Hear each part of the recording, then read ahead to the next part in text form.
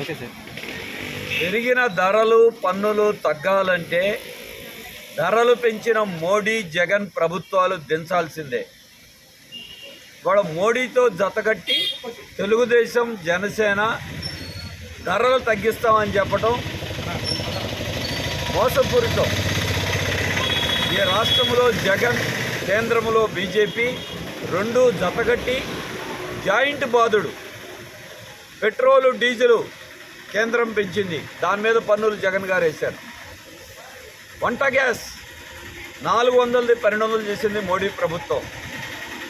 అంతేకాదు చెత్త పన్ను, ఇంటి పన్ను, కరెంటు ఛార్జీలు వీటన్నిటికీ ఇద్దరిది జాయింట్ బాధుడు, జాయింట్ దోపిడీ.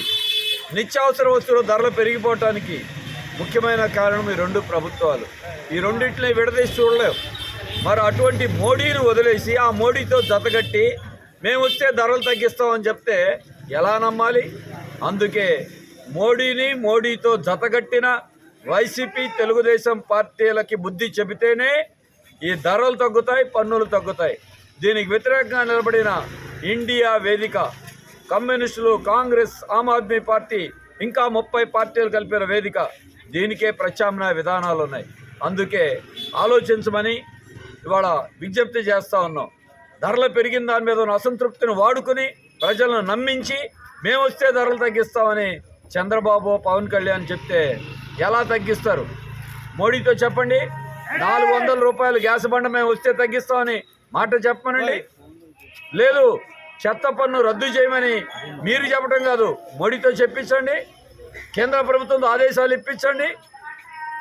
పెట్రోలు డీజిలు గతంలో మేము వస్తే తగ్గిస్తామని చెప్పి 10 ఏళ్లలో 60 రూపాయలు పెట్రోల్ 120 రూపాయలు మీరు కదా రెట్టింపు చేసింది.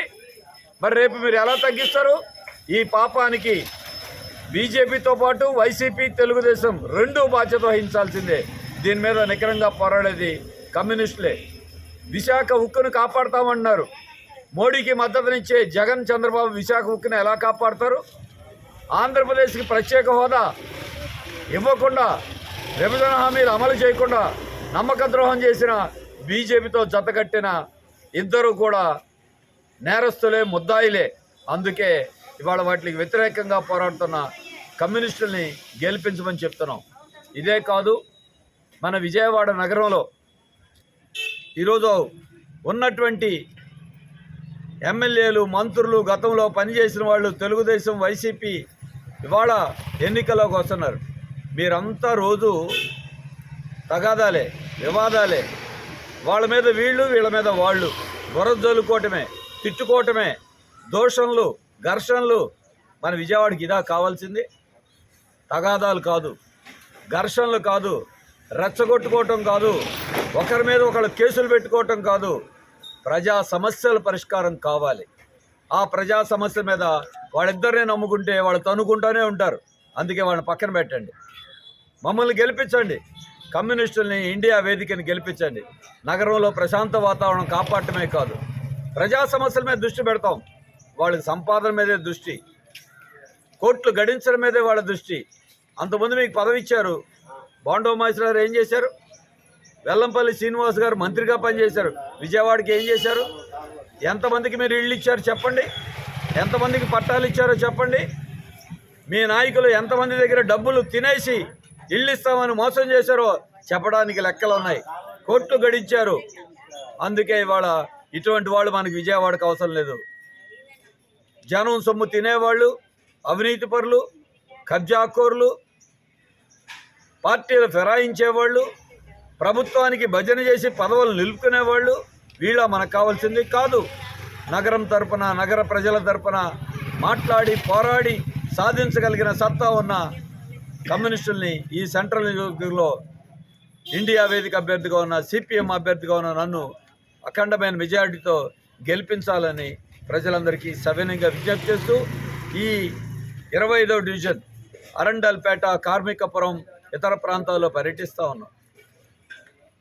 50 ఏళ్లకు పైనుంచి ఉన్నటువంటి సంజీవయ్య కాలనీకి ఇంతవరకు పట్టాలు ఇవ్వాల. ఇంకెన్నేళ్ళు కావాలి?